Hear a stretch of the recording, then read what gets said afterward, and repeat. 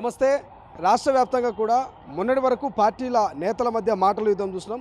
నేడు పాడి కౌశిక్ రెడ్డి కావచ్చు, బండి సంజయ్ చేస్తున్నటువంటి వ్యాఖ్యలు గాను ఇక అధికార పార్టీకి సంబంధించినటువంటి నాయకులు కౌంటర్ ఇచ్చేటువంటి ప్రయత్నం చేస్తూ ఉన్నారు. సో మాట్లాడదాం. ప్రస్తుతం మనతో పాటు ఇక చెరగాని దయాకర్ గారు ఉన్నారు, కాంగ్రెస్ పార్టీ సీనియర్ నాయకులు.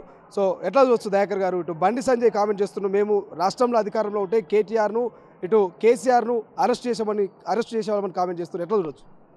వాళ్ళ బండి సంజయ్ ఒక మతిలేని మాటలు మాట్లాడుతూ ఉన్నాడు. రాజకీయ పరిపక్వత లేని నాయకుడు. ఇవాళ బండి సంజయ్ని గుండుని గీకిందే కేసీఆర్ కదా, బండి సంజయ్ని కుర్చీని లాగిందే కేసీఆర్ కదా. కాబట్టి ఆయన కూడా ఒక కడుపు మంట ఉండొచ్చేమో జనరల్గా నేను ఏమంటున్నా.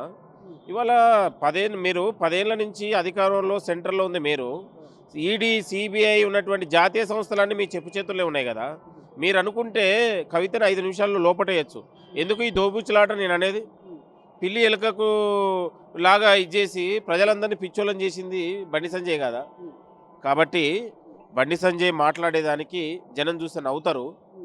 వాళ్ళు మోడీ పంజరంలో చిక్తేనే కదా కేసీఆర్ పోయి దండం పెట్టుకొని దశకం పెట్టుకొని వచ్చింది నేను అనేది. ఇవాళ లిక్కరు నెక్కర్ అనేది ఇద్దరు దోస్తి కట్టుకొని ఆడుతున్నటువంటి రాజకీయ చదరంగం ఇది. ఈ చదరంగంలో నువ్వు గిల్లాలే నేను గిచ్చాలనే చదరంగం లాగా కేసీఆర్ మోడీ ఇద్దరు రాజకీయ ఉన్నటువంటి చీకటి ఒప్పందంలో భాగం ఇది. కవితని నిజంగా అరెస్ట్ చేయదలుచుకుంటే చేయొచ్చు. కాబట్టి హైప్ లాగా తీసుకొచ్చి వాళ్ళు కావాలనే వెనక ఉన్నటువంటి డ్రామా ఎందుకు ఆడినండి? కేసీఆర్ ఎందుకు నిన్నట్టు మోకరిల్లిండు మోదీ దగ్గర? ఎందుకు బండి సంజయ్ పదవి ఎందుకు తీసే దాంట్లో కేసీఆర్ కాదా నేను అనేది? కాబట్టి వాళ్ళిద్దరు లిక్కరు నెక్కరు ఒకటే. వాళ్ళిద్దరిని మనం వేరుగా చూడాల్సిన అవసరం లేదు. అని ప్రధానంగా బీసీలకు సంబంధించి బీసీ కులగణను అసెంబ్లీలో తీర్మానం చేశారు. దీని మీద ఇప్పటికే ఎమ్మెల్సీ కవిత గారు అయితే గట్టి కౌంటర్ ఇచ్చే ప్రయత్నం చేస్తుంది. కేవలం మభ్య పెట్టడానికి ఈ కులగణన చట్టం చేయాలంటూ కూడా ఆమె కామెంట్ చేస్తుంది. ఏం చెప్తారు? అసలు కవితకు 10 ఏళ్ల తర్వాత ఇవాళనే మెలకొచ్చినట్లాగుంది. అసలు ఇవాళనే ప్రజలు గుర్తుకొచ్చినట్లాగుంది. ఇవాళనే మహిళలు గుర్తొచ్చారు. ఇవాళనే కూలీలు గుర్తొచ్చారు. అంటే 10 ఏళ్ళు ఆమె కోమాలో ఉందా? 10 ఏళ్ళు ఆమె కోమాలో ఉందా? వెంటిలేటర్ మీద ఉందా? నేను అడుగుతా ఉన్నాను కవితని సూటి ప్రశ్న. 10 ఏళ్ళు మీ అయ్య ముఖ్యమంత్రి ఉన్నప్పుడు బీసీల గురించి ఎందుకు మాట్లాడలేదు? బీసీ కులగణన మీద ఎందుకు స్పందించలేదు? పూలే విగ్రహం గురించి ఎందుకు మాట్లాడలేదు? ఇవాళ ఏదో మాట్లాడి ఇవాళనే కోమాల నుంచి తేరుకున్నట్లాగా నటిస్తూ ఉంది. కవితకు నిజంగా చిత్తశుద్ధి ఉండాలి. నేను అంటా ఉన్నాను, సవాల్ విసురుతున్నాను ఇలా గాంధీభవన్ నుంచి. మీ అయ్య 10 ఏళ్ళ ముఖ్యమంత్రి ఉన్నప్పుడు ఏనాడు పోయి పూలే విగ్రహం పెట్టినానని ఎందుకు మాట్లాడలేదు? ఇవాళ మహిళల గురించి లేకపోతే బీసీల గురించి మొసలు కన్నీరు పెడతా ఉంది. నేను అంటా ఉన్నాను, కేవలం కవిత ఎగ్జిస్టింగ్ కావడం కోసం, రాజకీయాల్లో లైవ్లో ఉండడం కోసమే ఏదో ఒక నినాదం ఎత్తుకుంటుంది. ఆ నినాదం వెనుక అన్నీ కూడా ఫెయిల్ అవుతున్నాయి. పూలే విగ్రహం కోసం ఏది కంచైలే దగ్గర పోతే కంచైలే నవలపాలు చేసిండు. ఎవరు కవిత అమ్మా? ఏ కవిత? అసలు ఎవరు కవిత అంటే ఏందని అది జాలదని నేను అనేది. మేధావుల నుంచి వస్తున్నటువంటి ప్రశ్న. కవితకు తెలంగాణలో కవితకు కానీ కల్వకుంట్ల కుటుంబానికి స్థానం లేదు, ప్రజాదరణ లేదు. ఏదో ఉన్నటువంటి నలుగురు నేర్చుకొని ఏదో లేని ఇష్యూని తీసుకుంటే ఒక చర్చల్లో ఉంటామనే ఆలోచన చేస్తూ ఉంది. కాబట్టి దాని గురించి పట్టించుకోవాల్సిన అవసరం లేదు. బీసీ కులగణన మీద బీసీ తీర్మానం పైన ఇవాళ తెలంగాణ ప్రజలందరూ కూడా బీసీలు హర్షం వ్యక్తం చేస్తూ ఉన్నారు. కాంగ్రెస్ ప్రభుత్వం ఇలా ముఖ్యమంత్రి గారు మంత్రివర్గం తీసుకున్నటువంటి నిర్ణయం చాలా ఉన్నటువంటి చారిత్రాత్మకం, చాలా గొప్ప నిర్ణయం. ఏదేమైనా కూడా అన్ని కులాలతో పాటు బీసీ కులాల ఈక్వేషన్ తీసుకొచ్చి బీసీల రిజర్వేషన్, బీసీల శాతాన్ని బయటపెట్టి స్థానిక సంస్థల్లో కూడా 42% ఇవ్వాలనే ఆలోచనతోని చిత్తశుద్ధి ఉంది. ఎన్నికల మేనిఫెస్టోలో కామారెడ్డి బీసీ డిక్లరేషన్ ప్రకటించినట్లాగానే ఈరోజు 60 రోజులలోనే ఒక బీసీ ఉన్నటువంటి బిల్లును పెడితే దాని మీద ఉన్నటువంటి ఎవడో కూడా రకరకాల మాట్లాడతాడు. ఆ గమల కమరాకర్ అనేటువంటి చదువురా సంజరాదు కేటీఆర్ రాసిచ్చిన స్క్రిప్ట్ని అసెంబ్లీలో చదువుతాడు. వాడికి చదువురా సంజరాదు నేను అనేది. ఆ గ్రానైట్ క్వారీలన్నీ అమ్ముకొని వాడి పాపం వల్ల ఇలా కోతులకు బువ్వ లేకుండా అయిపోయినాయి. ఊర్లలోకి వచ్చి జనారాలలో పడతా ఉన్నాయి. దానికి మొత్తం బాధ్యుడు గంగుల కమలాకరు. వాడు ఆనకొండ అయిపోయిండు. తెలంగాణ వరలు గుట్టల్ని మొత్తం మింగేసినటువంటి ఆనకొండ.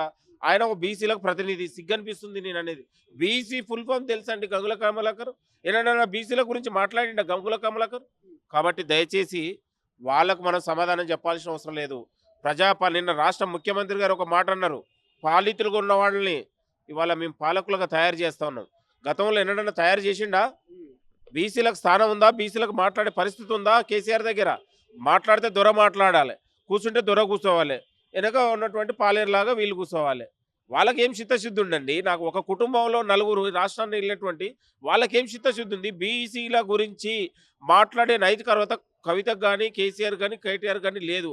మొఖం చెల్లకనే ఇయాల కేసీఆర్ అసెంబ్లీకి రావట్లేదు గదా! కాబట్టి వాళ్ళ తప్పిదులు, వాళ్ళు గురిగింజ గింజలాగా ఉన్నారు. వాళ్ళ తప్పులే వాళ్ళని ఇవాళ జవాబిస్తా ఉన్నారు ప్రజలు.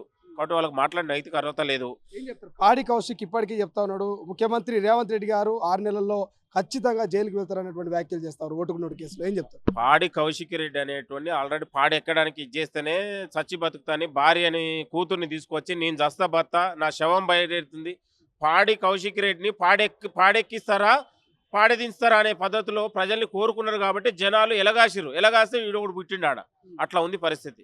పాడి కౌశిక్ రెడ్డి అనేటోడు లీడర్ కాదు.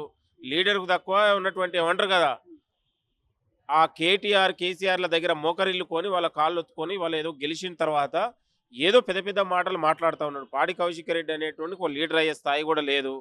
ఒక బచ్చగారి పిల్లగాలాగా క్లబ్బులకు పబ్బులుగా తిరిగేటోని తీసుకొచ్చి ఆనాడు కాంగ్రెస్ పార్టీ ఒక లీడర్గా మనం గుర్తిస్తే ఆ లీడర్ తనాన్ని గొప్ప తెల్లబట్టలు వేసుకొని పోజులు కొడుతుంది తప్ప ఇవాళ 10th క్లాస్ పిల్లోడు కూడా అద్భుతంగా మాట్లాడతాడు. కౌశిక్ రెడ్డి ఏం మాట్లాడతాడండి?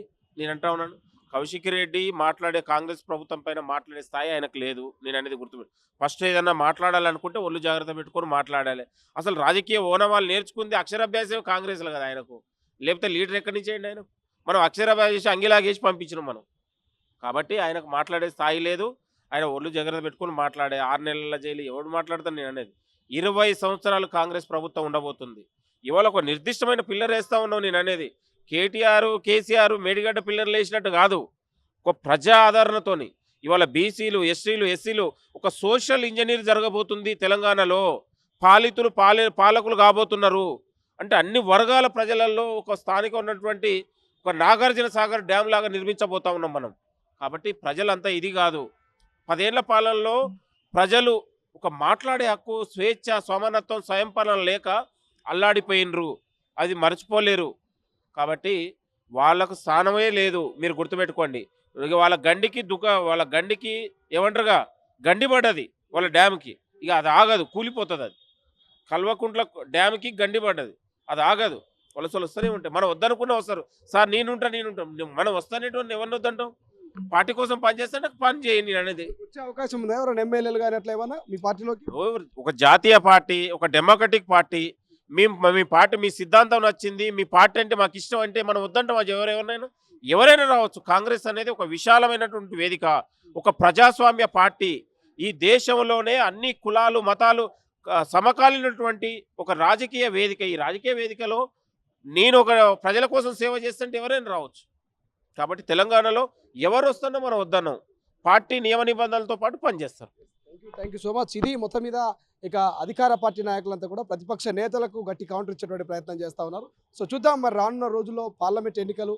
సో మరి నేతల మధ్య మాటల యుద్ధం ఎలా ఉండబోతుంది అనేది, మరి పార్లమెంట్ ఎన్నికల్లో ఎవరు మెజారిటీ ఆఫ్ సీట్లను తెచ్చుకోబోతున్నారు అనేది వేచి చూడాల్సిన అవసరం ఉంది. కెమెరా పర్సన్ అజయ్తో శ్రీశైలం, తొలి వెలుగు, హైదరాబాద్.